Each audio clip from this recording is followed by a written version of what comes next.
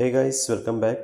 ಇವತ್ತು ನಾನು ವಿಸಿಟ್ ಮಾಡ್ತಾ ಇರುವ ಇನ್ನೊಂದು ಅದ್ಭುತವಾದಂತಹ ಪ್ಲೇಸು ಲೇಪಾಕ್ಷಿ ಟೆಂಪಲ್ನ ಪಕ್ಕದಲ್ಲೇ ಇರುವಂತಹ ಜಟಾಯು ಥೀಮ್ ಪಾರ್ಕ್. ಈ ಅದ್ಭುತವಾದಂತಹ ಪಾರ್ಕು ಲೊಕೇಟ್ ಆಗಿರೋದು ಲೇಪಾಕ್ಷಿಯಲ್ಲಿ. ಇನ್ನು ಲೇಪಾಕ್ಷಿ ಟೆಂಪಲ್ನ ನೋಡಿಕೊಂಡು ಈ ಕಡೆ ಬರ್ತೀರ ಅಂತಂದರೆ ಒಂದು 1/2 ಕಿಲೋಮೀಟರಲ್ಲಿ ಈ ಪ್ಲೇಸು ಲೊಕೇಟ್ ಆಗಿದೆ. ಇದು ನಮ್ಮ ರಾಮಾಯಣದಲ್ಲಿ ಬರುವಂತಹ ಜಟಾಯು ಪಕ್ಷಿಯ ಥೀಮನ್ನು ಇಟ್ಕೊಂಡು ಕ್ರಿಯೇಟ್ ಮಾಡಿರುವ ಒಂದು ಅದ್ಭುತವಾದಂತಹ ಪಾರ್ಕ್ ಇದು. ಇನ್ನು ಈ ಪಾರ್ಕ್ ಒಳಗಡೆ ನೀವು ಎಂಟ್ರ್ ಆಗ್ತೀರಾ ಅಂತ ಅಂದರೆ ಒಂದು 10 ರೂಪೀಸು ಎಂಟ್ರೆನ್ಸ್ ಫೀಸ್ ಕೂಡ ಇದೆ. ಹಾಗೆ ನೀವು ಔಟ್ಸೈಡ್ ಪಾರ್ಕಿಂಗ್ ಮಾಡೋದಕ್ಕೆ ಪ್ಲೇಸ್ ಇದೆ. ಪಾರ್ಕಿಂಗ್ ಮಾಡಿಬಿಟ್ಟು ನೀವು ಒಳಭಾಗನ ಎಂಟರ್ ಮಾಡ್ತಾ ಇದ್ದ ಹಾಗೆ ಈ ಅದ್ಭುತವಾದಂತಹ ಜಟಾಯು ಥೀಮ್ ಪಾರ್ಕನ್ನು ಪ್ರವೇಶ ಮಾಡ್ತೀರಾ. ಇದು ದೊಡ್ಡದಾದಂತಹ ಒಂದು ಕಲ್ಲಿನ ಮೇಲೆ ನಿರ್ಮಾಣ ಮಾಡಿರುವಂತಹ ಜಟಾಯು ಪಕ್ಷಿಯ ಅದ್ಭುತವಾದಂತಹ ಮೂರ್ತಿ.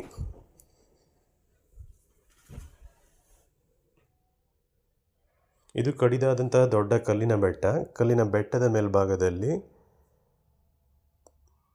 ಅದ್ಭುತವಾದಂತಹ ಪಕ್ಷಿಯ ಮೂರ್ತಿಯನ್ನು ಕ್ರಿಯೇಟ್ ಮಾಡಿದ್ದಾರೆ.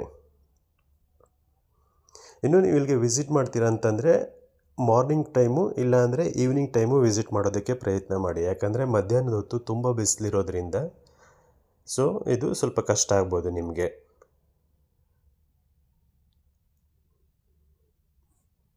ಇನ್ನು ಬೆಟ್ಟನ ಹತ್ತುತ್ತೀರಾ ಅಂತಂದರೆ ಆಲ್ಮೋಸ್ಟ್ ಒಂದು ಚಿಕ್ಕದಾದಂತಹ ಒಂದು 100 to 200 ಸ್ಟೆಪ್ಸನ್ನು ನೀವು ಏರ್ಕೊಂಡು ಹೋಗಬೇಕಾಗತ್ತೆ.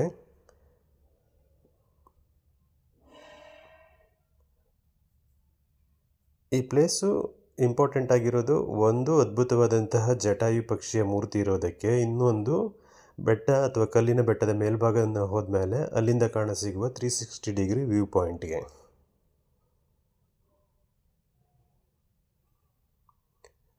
ಇನ್ನೂ ರೀತಿ ನೀವು ಬೆಟ್ಟವನ್ನು ಏರ್ಕೊಂಡು ಮುಂದೆ ಹೋದರೆ ನಡೆಯೋದಕ್ಕೆ ತುಂಬ ಚೆನ್ನಾಗಿ ವ್ಯವಸ್ಥೆ ಮಾಡಿದ್ದಾರೆ. ಮೆಟ್ಟಿಲನ್ನು ಕಟ್ಟಿದ್ದಾರೆ. ಆಮೇಲೆ ಇನ್ನೂ ಸ್ವಲ್ಪ ಮುಂದುವರಿದರೆ ಅಲ್ಲಿ ಮೇಲ್ಭಾಗದಲ್ಲಿ ಕಬ್ಬಿಣದ ಮೆಟ್ಟಿಲುಗಳನ್ನು ಕೃತಕವಾಗಿ ನಿರ್ಮಾಣ ಮಾಡಿದ್ದಾರೆ.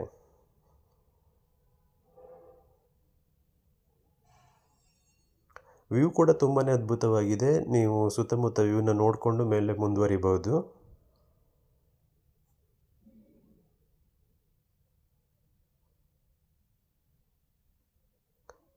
ದೊಡ್ಡದಾದಂತಹ ಕಲ್ಲಿನ ರಾಕ್ನ ಮಧ್ಯದಲ್ಲಿ ನೀವು ನಡ್ಕೊಂಡು ಹೋಗಬೇಕಾಗತ್ತೆ. ಇದು ಒಂದು ಅದ್ಭುತವಾದಂತಹ ಎಕ್ಸ್ಪೀರಿಯನ್ಸು.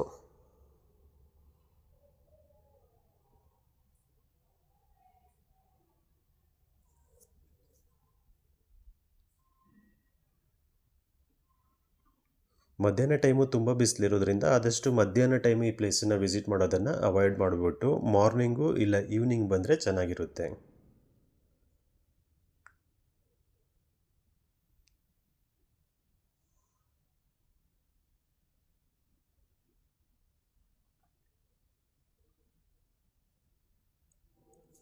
ಹೀಗೆ ಅದ್ಭುತವಾದಂತಹ ಮೆಟ್ಟಿಲುಗಳನ್ನು ಕೂಡ ಕ್ರಿಯೇಟ್ ಮಾಡಿದ್ದಾರೆ. ನೀವು ಆರಾಮಾಗಿ ಕಬ್ಬಿಣದ ಮೆಟ್ಟಿಲುಗಳನ್ನು ಹಿಡ್ಕೊಂಡು ಹತ್ಕೊಂಡು ಹೋಗ್ಬೋದು.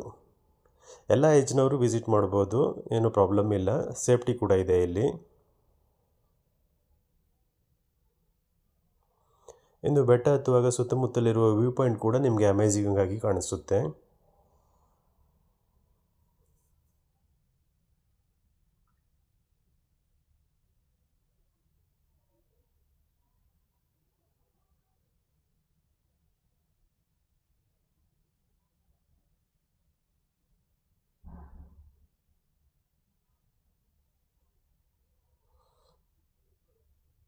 ಇನ್ನು ಕೆಲವು ವಿಚಾರಗಳ ಹೊರತಾಗಿ ಇಲ್ಲಿ ಜಟಾಯು ಪಕ್ಷಿಯ ಪಕ್ಕದಲ್ಲಿ ಕೂಡ ಮೊದಲು ನೀವು ವಿಸಿಟ್ ಮಾಡ್ಬೋದಿತ್ತು. ಬಟ್ ಇವಾಗ ಸೇಫ್ಟಿ ವಿಚಾರದಿಂದ ಅಲ್ಲಿ ಹೋಗೋದನ್ನು ನಿರ್ಬಂಧನೆ ಮಾಡಲಾಗಿದೆ.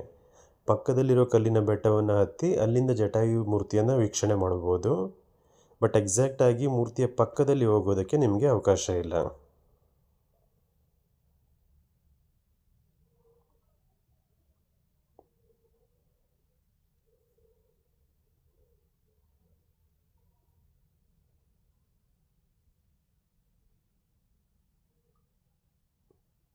ಹೀಗೆ ಎಲ್ಲ ಮೆಟ್ಟಿಲುಗಳನ್ನು ಹತ್ಕೊಂಡು ನೀವು ಟಾಪ್ ರೀಚ್ ಆದರೆ ಅಲ್ಲಿಂದ ವ್ಯೂ ಮಾತ್ರ ಸಿಂಪ್ಲಿ ಅಮೇಜಿಂಗ್ ಆಗಿದೆ. ಆಲ್ಮೋಸ್ಟ್ 360 ಡಿಗ್ರಿಯಲ್ಲಿ ನೀವು ವ್ಯೂ ಪಾಯಿಂಟನ್ನು ನೋಡ್ಬೋದು.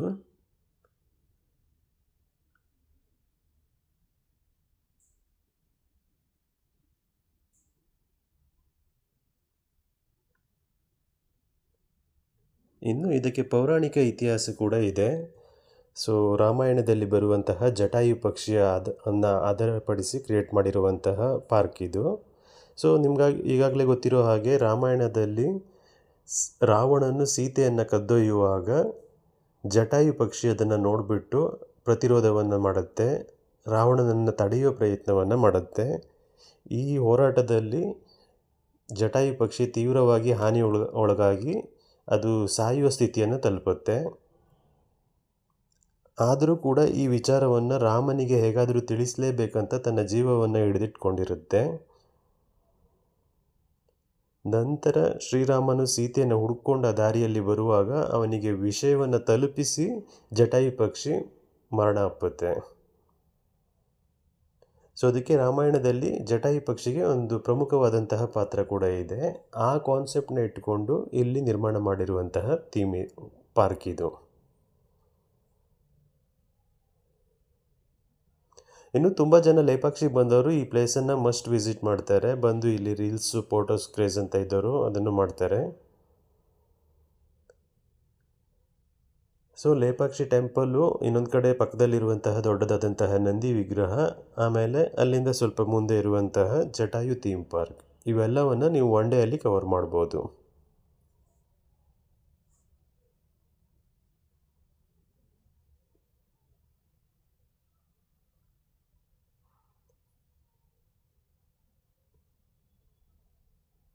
ಇನ್ನೂ ಅಕ್ಕಪಕ್ಕ ಕೂತ್ಕೊಳ್ಳೋಕ್ಕೂ ಕೂಡ ಚೆನ್ನಾಗಿರೋ ಜಾಗ ಇದೆ. ಆಮೇಲೆ ಚಿಕ್ಕದಾದಂತಹ ಒಂದು ಗುಡಿ ಕೂಡ ಇದೆ ಒಳಭಾಗದಲ್ಲಿ.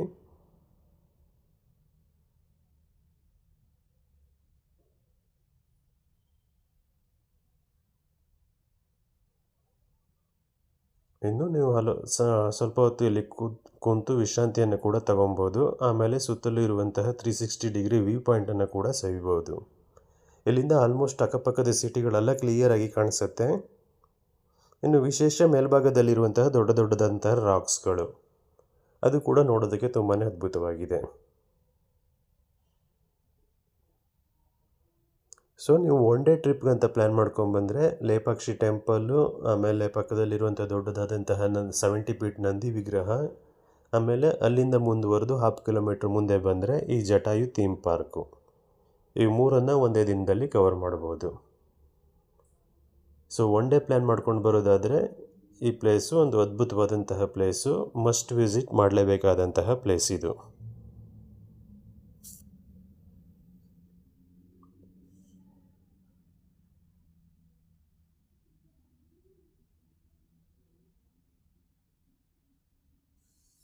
ಇನ್ನು ಏರುವಾಗ ಇಳಿಯುವಾಗ ಸ್ವಲ್ಪ ಜಾಗ್ರತೆಯಿಂದ ಇರಬೇಕು, ಎಸ್ಪೆಷಲಿ ಚಿಕ್ಕ ಮಕ್ಕಳನ್ನು ಕರ್ಕೊಂಡ್ಬಂದರೆ. ಯಾಕಂದರೆ ಕಬ್ಬಿಣದಲ್ಲಿ ಕೃತಕವಾಗಿ ನಿರ್ಮಾಣ ಮಾಡಿರುವಂಥ ಮೆಟ್ಟಿಲುಗಳಿವು.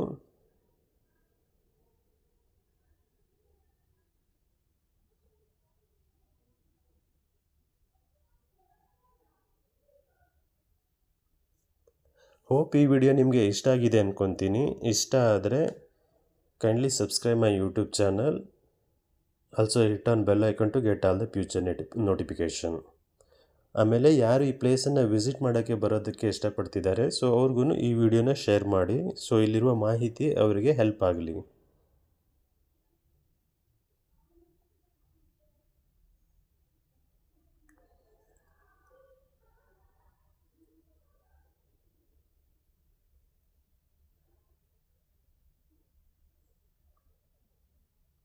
Thank you for watching this video.